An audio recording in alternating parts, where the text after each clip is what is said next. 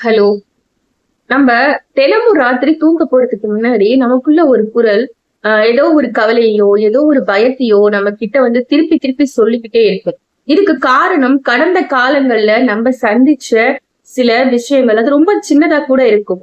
ஆனா அது தொடர்பா யாரோ ஒருத்தர் வச்ச ஒரு குற்றச்சாட்டு, இல்ல ஒரு விமர்சனம், அத வந்து கையாள தெரியாம நம்ம வந்து அத கோவப்பட்டோ, பதட்டப்பட்டோ, அந்த நேரத்துல ரியாக்ட் பண்ண அந்த ஒரு நிகழ்வா இருக்கட்டும், இதெல்லாம் வந்து திரும்ப திரும்ப நமக்குள்ள வந்து வேற வேற வேற வேற கோணங்கள்ல, வேற வேற வார்த்தைகள்ல நெகட்டிவான சில உணர்வுகளை தூண்டிக்கிட்டே இருக்கும். இதுக்கு என்ன பண்ணலாம்?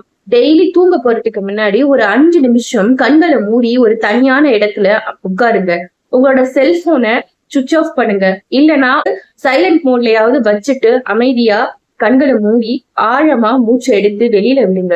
ஒரு 3 முறை இல்ல 5 முறை வந்து ஆழமா மூச்சை எடுத்து வெளியில விட்டதுக்கு அப்புறம் உங்களுக்குள்ள நீங்க முழுமையா அந்த பிரபஞ்ச பேராற்றல ஒவ்வொரு சுவாசத்திலையும், ஒவ்வொரு சுவாச துளியிலையும் உள்ள எடுக்கிறதா உணருங்க.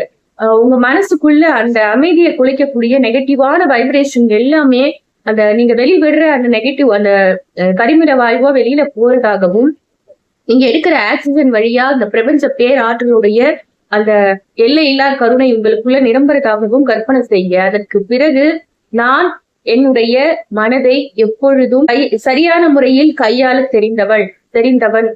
உங்களுக்கு வந்து எது தோதா இருக்கோ அந்த மாதிரி சில அஃபர்மேஷன்ஸ் சொல்லுங்க. அன்னைக்கு தினம் நீங்க சந்திச்ச சில விஷயங்கள், அதாவது பாசிட்டிவான விஷயங்கள், நம்பிக்கை தரக்கூடிய, சந்தோஷம், உற்சாகம் தரக்கூடிய விஷயங்களை உங்க மனசுக்குள்ள கொண்டு வாங்க.